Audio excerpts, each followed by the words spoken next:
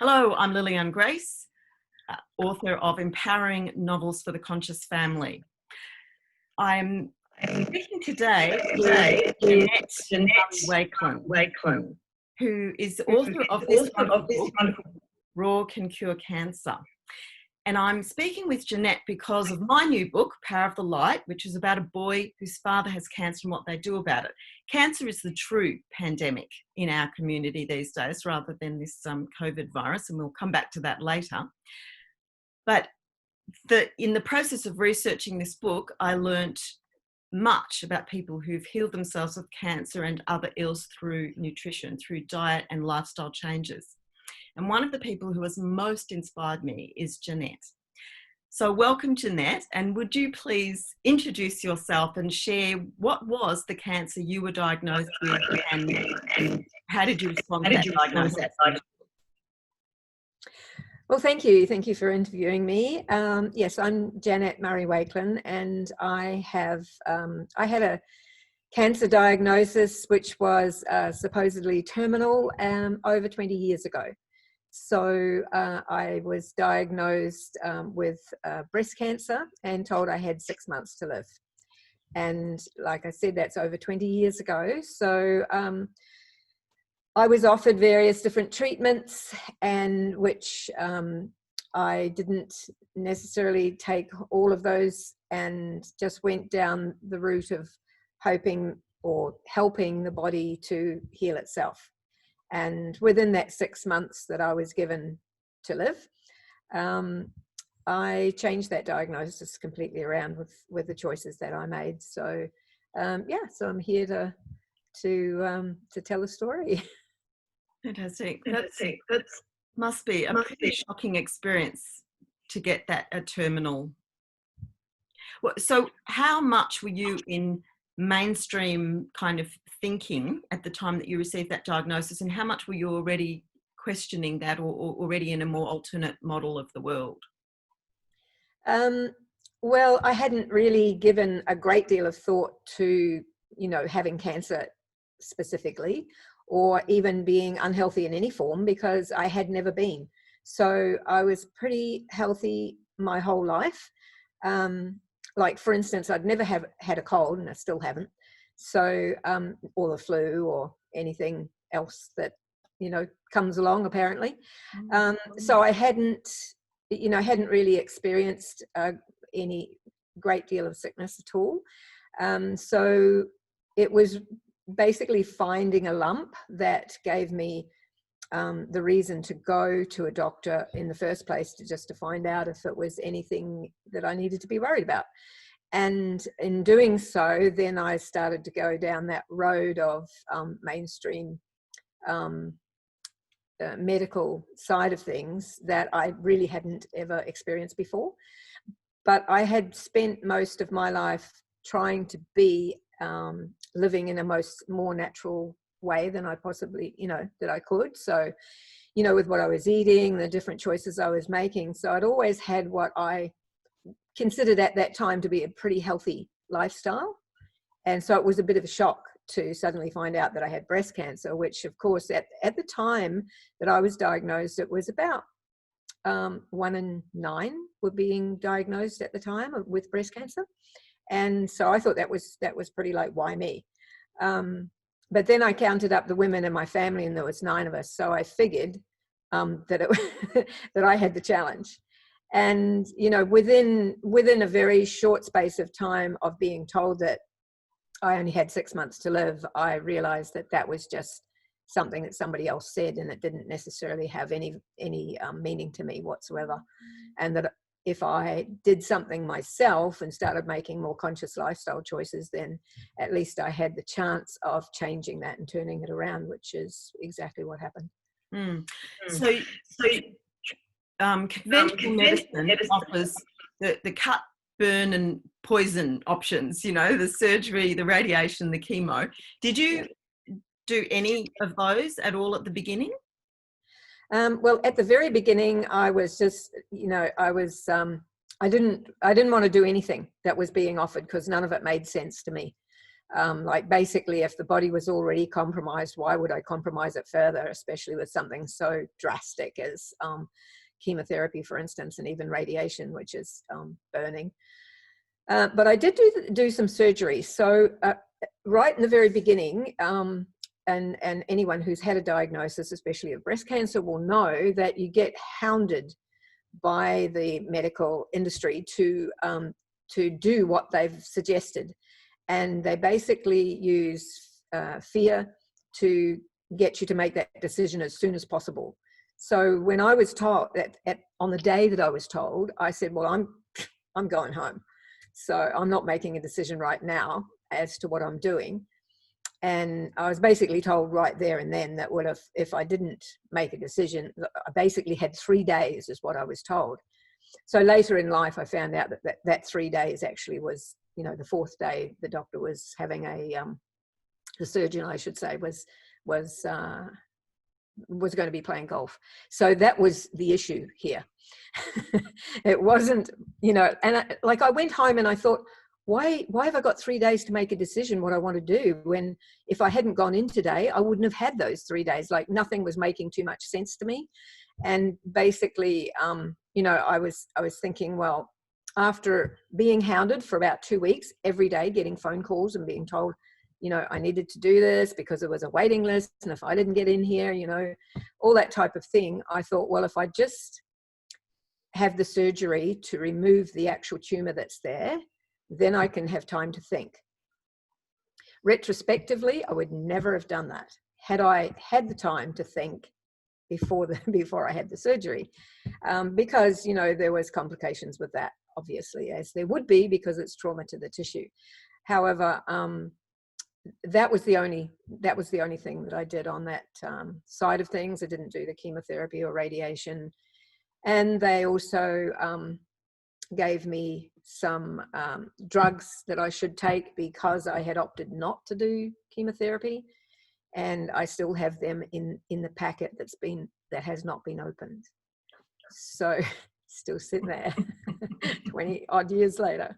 So yeah, but like I said, retrospectively, I wouldn't have done the surgery either, because I believe that's added trauma to the tissue. Well, it is added trauma to the tissue, which then the body's got to deal with that as well. So so as you said, hounded because of this cliche of a doctor needing to play golf, and a theme being fear, which is it's so all relevant factor. now. Yeah. Yeah. So relevant. Yeah, when I guess the idea is to get control over your decision making. When that occurs, then the absolute best way to make that occur is by using fear. So the fear factor is the most important thing to get out of this, the picture completely. And it was during that time that I was being hounded over those 2 weeks, and the longer the time went before I made a decision that was acceptable to them, then the worse it got. And basically, in the end, and during that time, I was doing a lot of research, of course, and looking at what options I could take for myself. And then, when I came up with the obvious answers, then the last phone call I ever got, which was basically being told that if I didn't make the decision right there and then on that call, then I was out of the system, and I wouldn't be able to come back if I was basically blackmailed at that point, because they were saying that, don't come back to us if you don't want, if you don't do what we're telling you to do. So I said, well, I have to say that the choice is mine, and this phone call is being recorded. And it just, the line went dead. So, right, let's sorted that out. One more thing I don't need to deal with. So, so that stopped the phone calls, and I went ahead and did what I wanted to do and made the difference. Okay. So, well, first of all, before I say anything else, I want to apologise to viewers and listeners for the echo, the sort of lag on the call at the moment, or was there a minute ago? I'm going to speak as little as possible. But a question should be. Would you please share what was the healthy lifestyle you were living in terms of your diet and so forth, and what you changed it to? What were then the steps you took that enabled you to clear this out of your body? Well, at the time, and actually since like I was just over 50 at the time. So from the age of about 5, I'd been vegetarian. And during, you know, the previous years before I was diagnosed, I had been pretty well educated in what's healthy and what's not. So even during my childhood, I'd never had junk food or even candy, lollies or anything like that. I just, you know, our family didn't have those kind of things. We had, you know, a garden and got a lot of fresh food out of the garden. And so, and also it was, I was born shortly after the war, the Second World War, and my parents didn't have a lot of money, but they grew a lot of food. And so they didn't buy any of these extra things that were coming in, even things like white sugar and white flour. That was new then, and it was expensive. So everything was whole food and no junk food or anything like that. So so I had a pretty good start considering the time with regard to food and so on. And my parents were pretty conscious about you know, living a healthy lifestyle. We didn't have computers or phones or anything like that either. So we would go out and, you know, go to the beach or go to the river and do things out in nature a lot. So I pretty much lived my whole upbringing right up into my 20s, very natural and healthy lifestyle. And then shortly after I was married, which was literally, I was 20, my husband and I decided to sail away in a sailboat. So we sailed out of the country and out into the beautiful, clear and clean at the time ocean, and lived out there for about 8 years. So, you know, I'd had it took our kids with us and everything. There's a whole nother story. But, you know, I had a very clean and pure, pretty much healthy lifestyle at the time. So you can imagine when I was diagnosed, it was a bit of a shock, because I thought, well, wait a minute, you know, I've got everything right. What's going on? But it, again, when you look back at, you know, what the possible cause of these different health issues may be.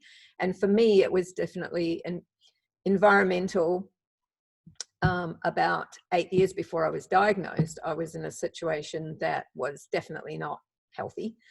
And so I was compromised environmentally. So basically I was in Europe, and there were various different things happened there, including the incident at Chernobyl, that I was exposed to various different things. And so, yeah, so the body was compromised, and it gave me the message that I needed to do something about it.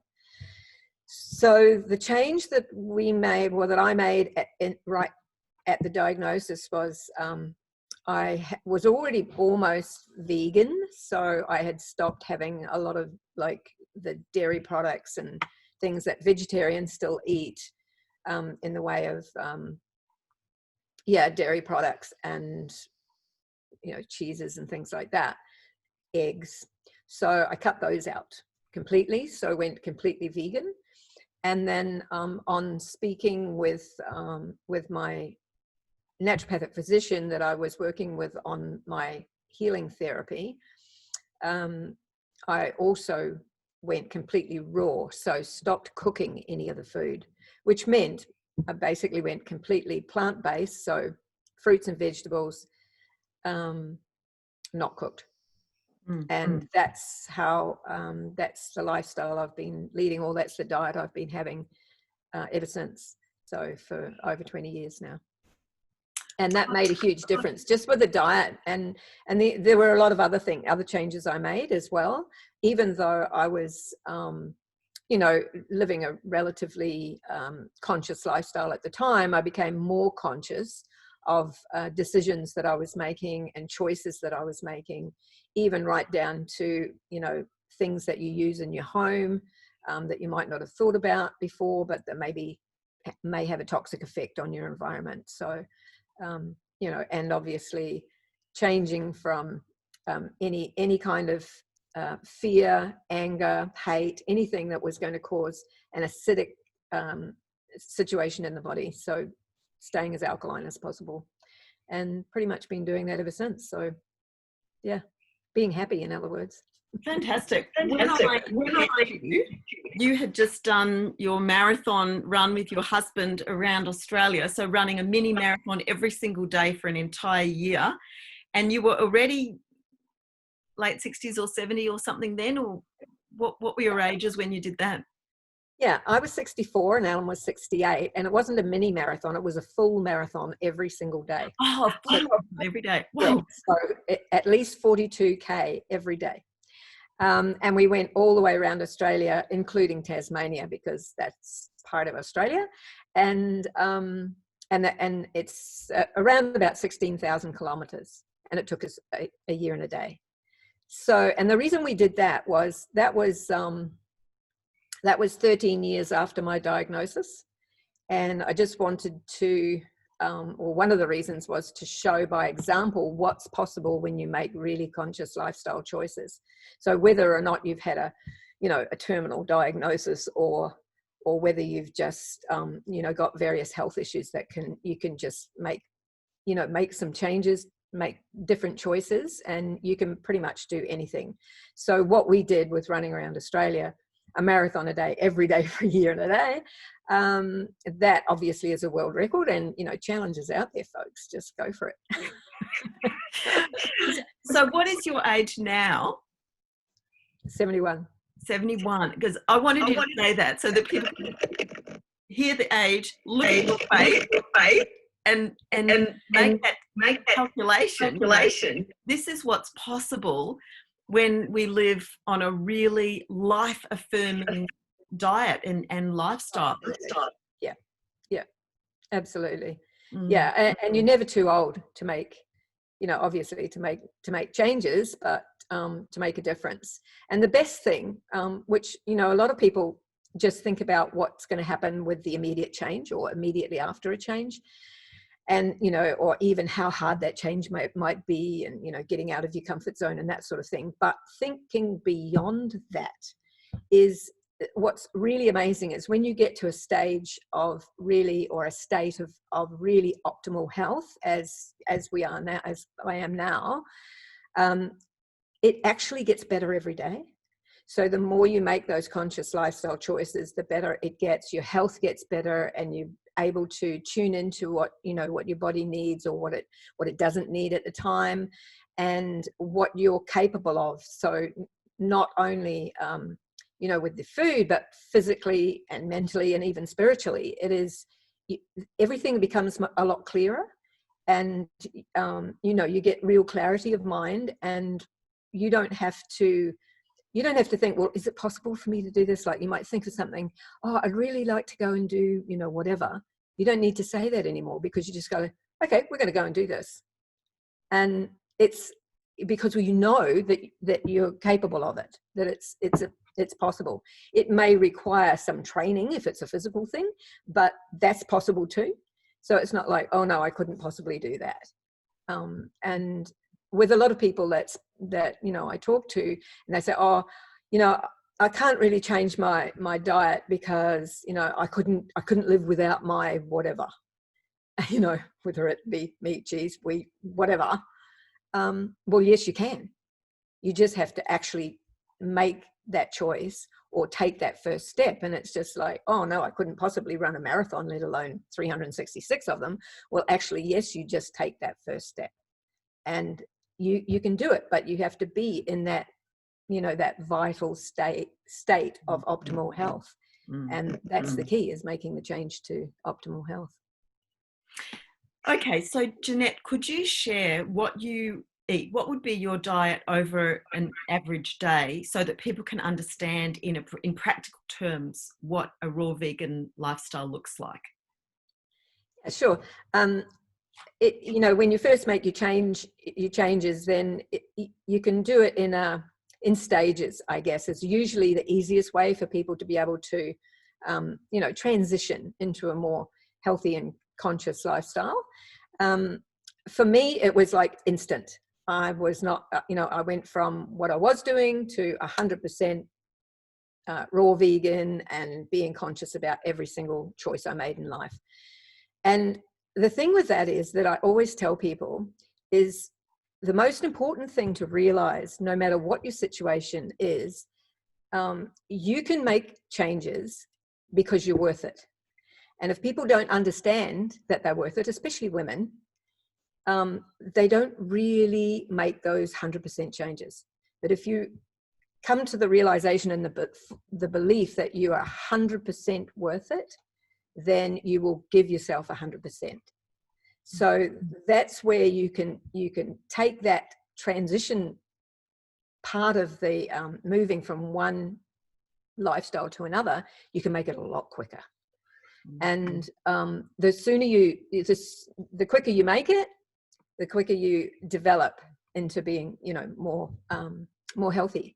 So it's kind of like, when you first start, you might change a few of the things you're eating and slowly it becomes more simple. So with us, that's kind of how it happened in the beginning. Although, you know, there was a couple of times where I'd go like, oh, I just want to eat something that I had stopped eating, and I'd eat it and my body would tell me straight away, like usually the next morning it was like, oh, I shouldn't have eaten that. And so you get these messages very quickly. For me now, what I have in a day, I only eat 2 meals a day, but they're really good, you know, meals that give me what I need for what I do during the day. So when I first get up in the morning, I actually do exercise. So I'll go for a run or a walk or do some actual, you know, physical exercise. If it's raining, which we don't see much of up here, so it's usually a run. Then we come back and make some breakfast, or brunch, if you like, which is around about between 9 and 10 in the morning. I usually make a fruit salad of any of the fruits that need to be used, which is usually some papaya, pineapple, some, you know, maybe squeeze a bit of orange juice in there, some passion fruit, anything that's growing in the garden, and just make a fruit salad, and then have fruit juice as well. So I'll juice any and all of the citrus that's available at the time. So usually lime, lemon, orange, grapefruit. And sometimes we'll have, if we're going for a long run or doing a lot of exercise, and likely to be doing a lot more during the day, so we do a lot of gardening and, you know, something, say, physical, then we'll have a smoothie. So that will be fruit with greens blended up together as a drink. And then we go through the rest of the day doing whatever we're doing, which is usually something pretty physical. I spend maybe 1 or 2 hours on the computer with work that we have, and then we're outside doing all sorts of projects. Then we eat at about, well, we usually go for a swim. Where our property is actually on a river, so we go for a swim around about 4 in the afternoon, and that's like, we do several laps, like not just playing around, we're actually exercising. And then we'll come in and have our second meal, and that will depend on what needs to be eaten. So we have a garden that's full of lots of greens, tomatoes, cucumbers, all those different savory fruits. And so we might make a big salad out of that. Or if we've got a lot of fruit still, at the moment we've got hundreds of pawpaws on the tree, so we're eating a lot of pawpaw at the moment. We might just have, you know, like a whole pawpaw or something, you know, something to that extent. We might make a juice. If we're having a savory meal, we will make a juice with you know, some carrots, beetroot, greens, and so a veggie juice, or just a straight green juice with greens. And that's it. That's what we have at this point in time. So sometimes we'll just have one meal a day, because if we're not doing very much, like for instance, if I'm on the computer for a lot of hours because I've got some deadline or something coming up, or we've been driving all day somewhere, we virtually don't eat. When we're flying, remember that when we used to fly somewhere? Haven't done that for a year.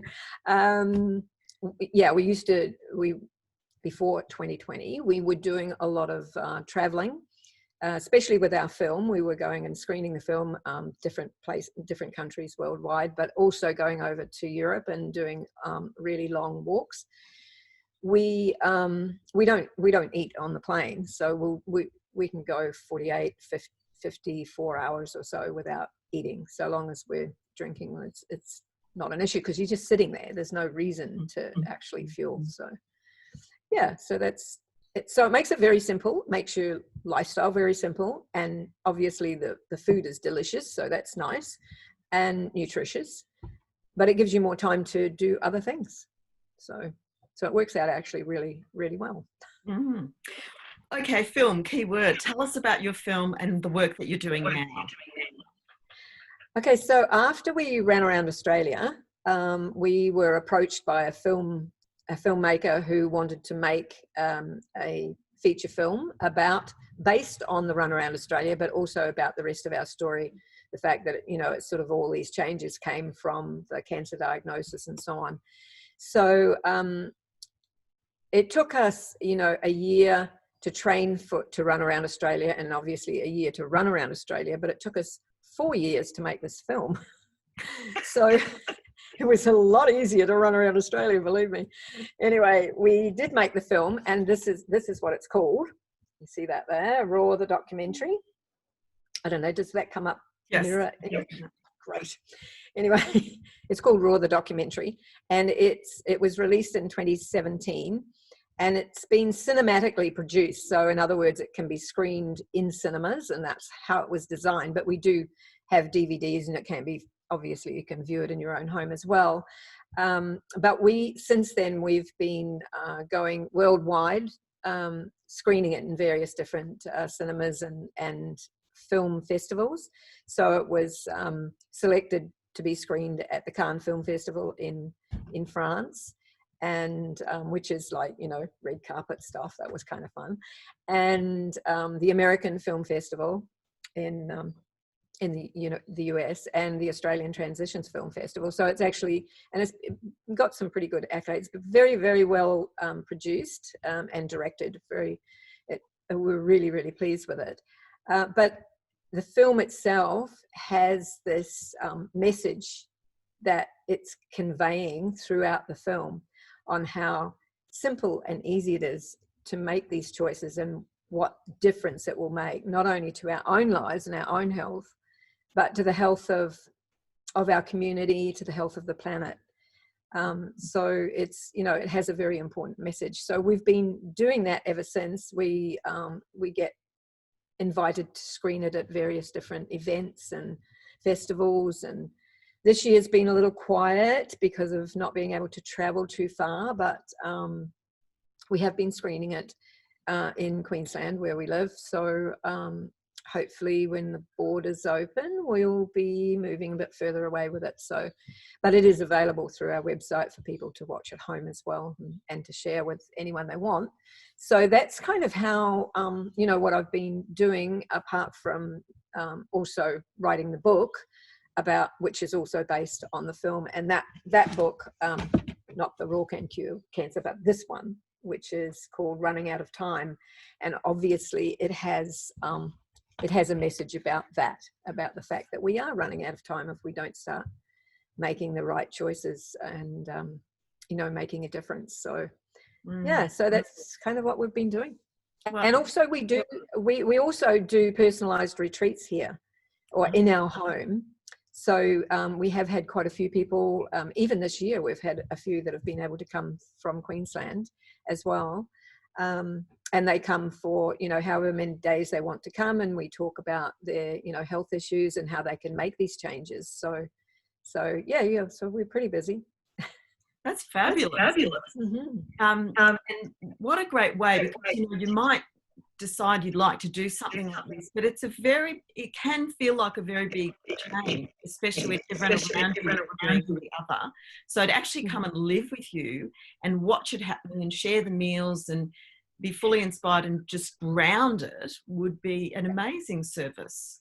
Yes, well, it's been really, really successful. We've had people who have had specific health issues that have come because of the health issues, but also groups of people that just want to know more about what changes they can make that would make a difference.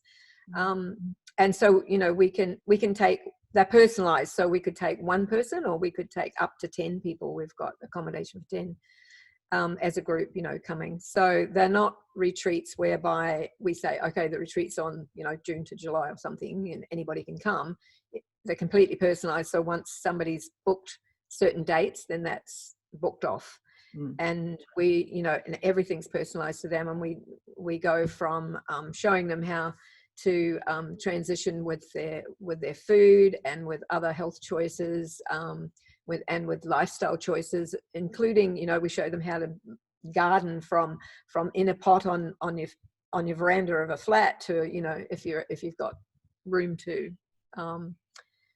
you've got acreage or something, so that you can, it doesn't matter how small a place you have, you can always grow something for yourself as well. So just these different things. We go swimming every day down at the river with the guests as well, and we're very lucky or blessed to have some hot mineral pools not far from us, about 15 minutes down the road as well. So we usually go down there because that's, you know, it's really, really good, you know, for your health. So yeah, we have a lot of fun with our guests, and we keep in touch with them afterwards, and we've had some really good reports of people having made these changes and the difference it's made for them. So that makes us feel, you know, like we're achieving something, because we're actually sharing the knowledge that we have and the experience we've had. And that's really what we're all here for, I think. All right. So the last question that I have for you is, would you please share your perspective on the coronavirus, quotes, pandemic? And yeah, your view of what's going on and what we can do, especially because I believe we are going to see a fairly big second wave, but it will be the result of people being in lockdown with stress and masks on, and how that's impacting health and all the rest of it. So love your thoughts on this whole current situation that we're in.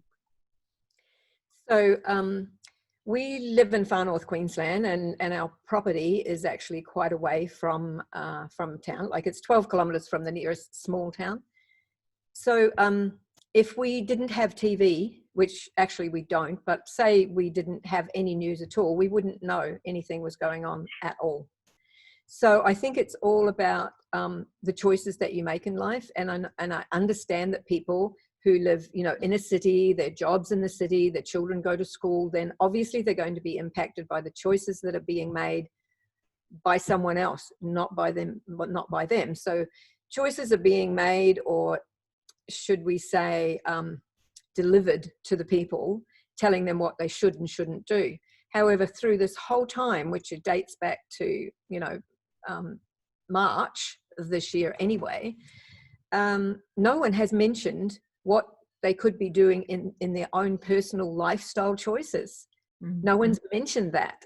And I'm thinking that perhaps the leaders who are making these decisions for us don't actually know that they could be advising people to make better lifestyle choices, so that their body is in a state of optimal health, therefore their immune system is ready and not able, you know, and you're not going to have an issue.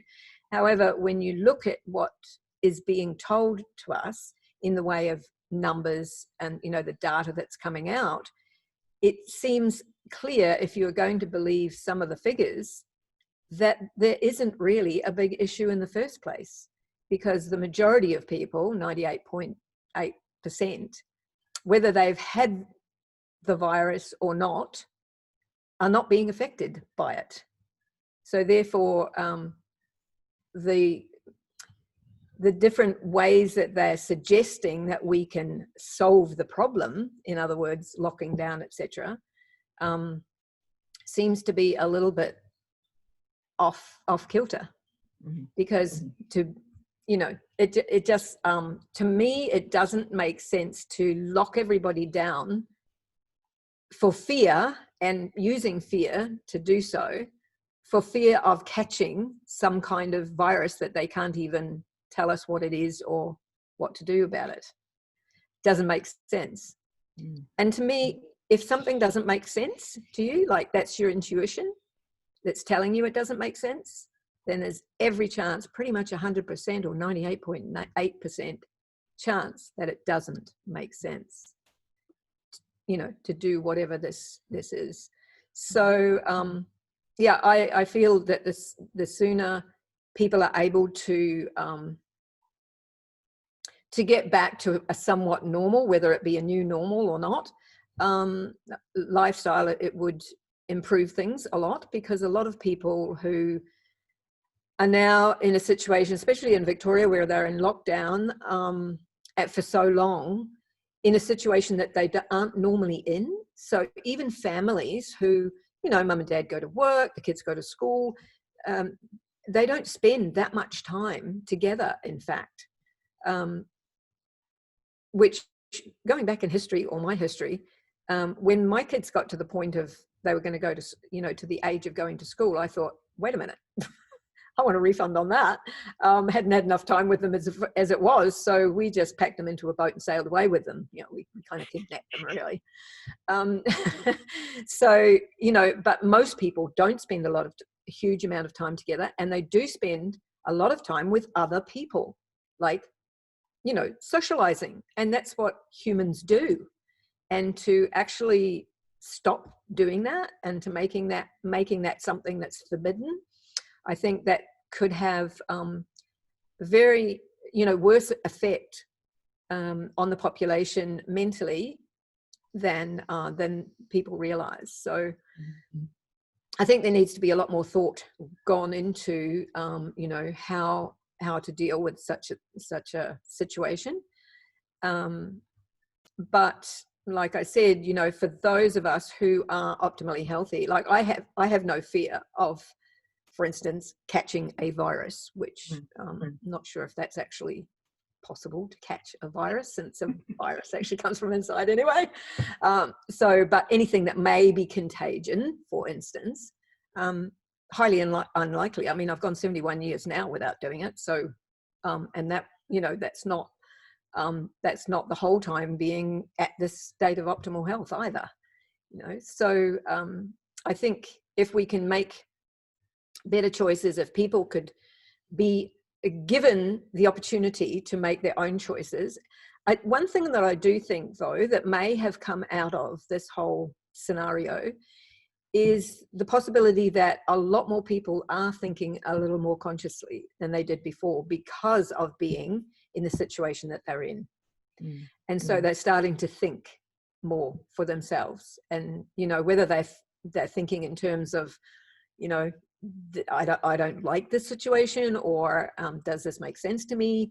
But at least they're thinking, and so perhaps they're starting to think a bit more about the choices that they could be making. And one thing that I noticed that did happen quite early on was that all of a sudden you couldn't, even though you could go to the store to buy food, you couldn't go and buy seeds because they were gone. So people had all of a sudden decided they better start growing their own food. So there's a thought pattern that they hadn't even had before in a lot of cases. A lot of people weren't even thinking. They just go to the shop and buy the food. But if they go to the shop and there's no food, what do you do? So they're starting to actually think differently. So perhaps that's a good thing that's come out of it.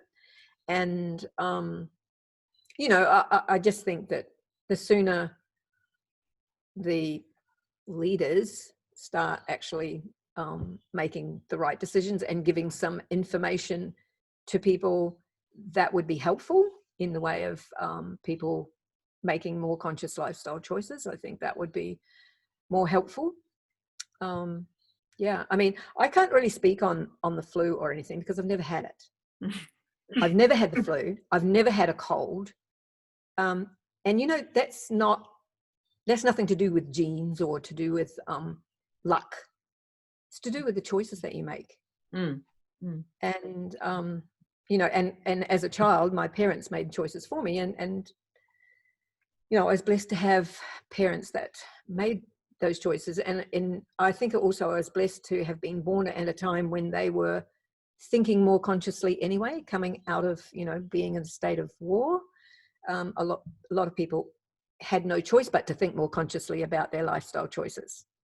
Whereas we've moved, you know, this fast pace that's been happening in the last 50 years has moved away from all of that, and everything's, you know, more technology has taken us somewhere different, where we're not actually thinking for ourselves anymore. And I think that's one of the things that we need to definitely, if we get back to doing that and thinking more consciously, we will start realizing that things are not as complicated as they yeah. I agree with you that it is interesting that following World War II, you're saying your parents and people were thinking more consciously. Yeah. And right now, the next big crisis, and so people are beginning to think more consciously and question things. Fortunately, I mean, we can see a lot of compliance as well. When I go up the street and I just see masks left, right and centre, and people on their own, fresh air wearing a mask, just I'm stunned to see things like that. It just absolutely shocks me. But then, as you say, yes, there is some waking up happening. There are some more people growing their own food and that sort of thing. And so hopefully the grassroots movement that is happening, the spreading of information is waking more people up to take responsibility for their own health, which is what this is about and what this is about. Our two books here, all about, and I don't know if the titles are reversed there or if you can see them correctly. No, they're actually good for me. They're correct. Right, Okay. that's correct. So, yeah. So we invite you to check out our books. And cannot we finish, Janette, by asking you to share any contact details or what ways people can connect with you, and I'll also share that in the description of the video. Yes, absolutely. So the best way to contact or to make contact is through my website, and the website is raw. Just let's see. I'm going to write it down. See if I can find it for you. It's rawveganpath.com. So if you think about, you know, I can lead you down that raw vegan path. So rather than leading you down, you know, an odd garden path, it's the raw vegan path. So rawveganpath.com. And that has pretty much everything. It's got a, you know, it's got everything that we've done, like our history, the retreats that we give, the books that we have available. That's only through our website, as is the film. So at the moment you can only get that. It's not available online to view online at this point. But it is available in 7 languages with six of them being subtitles, so English with 6 subtitles. So that's exciting, because this year we were going to supposed to be in Paris for the premiere in French of the film in Paris, but that didn't happen. So hopefully it'll happen next year. But we do have them available on the DVDs, and yeah, and there's also the trailer for the film can be watched on our website. And, you know, a lot of history about the different things that we've done and are continuing to do, and how to get in touch with us.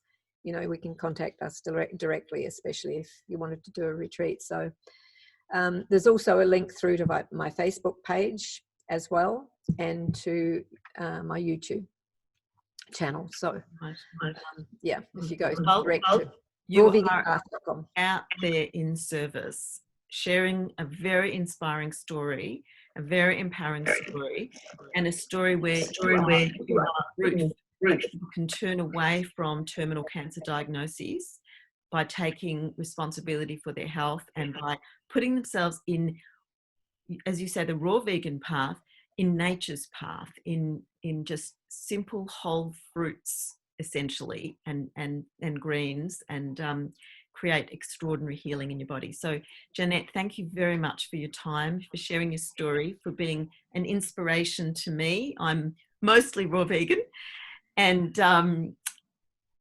I look forward to staying in touch and sharing this video far and wide.